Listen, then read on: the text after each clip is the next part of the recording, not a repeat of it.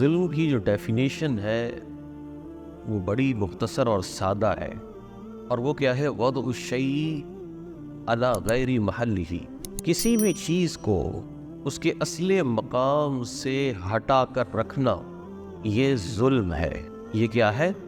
ظلم ہے۔ ظلم کی جو ڈیفینیشن ہے وہ صرف مار پیٹ نہیں ہے، بلکہ کسی چیز کو اس کے غیر محل میں آپ رکھ دیں، کسی عزت کی شے کو آپ بے عزتی کی جگہ پر رکھ دیں۔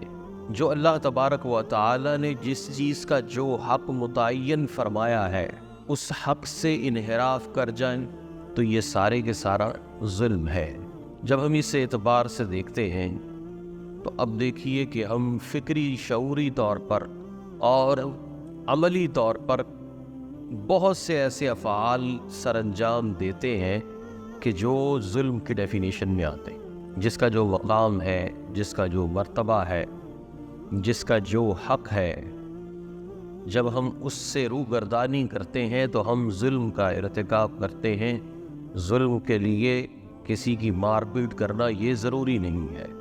ہم ایسے ظالم بھی ہوتے ہیں، جیسے مثال کے طور پہ وراثت میں اپنی بہنوں کو حصہ نہیں دینے والا شخص بھی ظالم ہے، اپنی ماں کو باپ کی وراثت سے محروم کر دینے والا بیٹا بھی ظالم ہے۔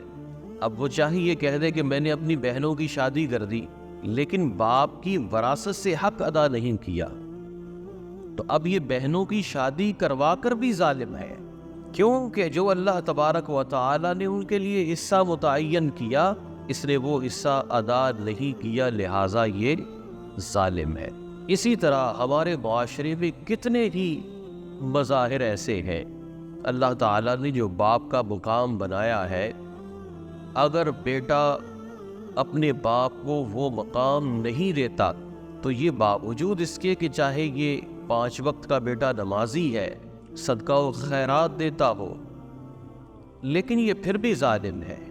جو اللہ تبارک و تعالیٰ نے اولاد کے حقوق رکھے ہیں، اگر باپ وہ حقوق ادا نہیں کرتا تو باوجود اس کے کہ یہ کھانا پینا رہائش اپنے بچوں کو دے رہا ہے، لیکن پھر بھی یہ باپ ظالم ہے۔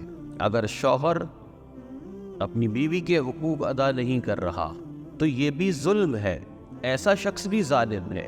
ظالم بننے کے لیے کوئی چنگیز خاں کی طرح قتل عام کرنا ضروری نہیں ہے۔ چھوٹی چھوٹی چیزیں کہ جن سے انسان روگردانی کرتا ہے، جو جو ان کے ضابطے اللہ نے متعین کیے ہیں، اگر وہ اس ضابطے کو پورا نہیں کرتا تو وہ یقیناً ظالم شخص ہے۔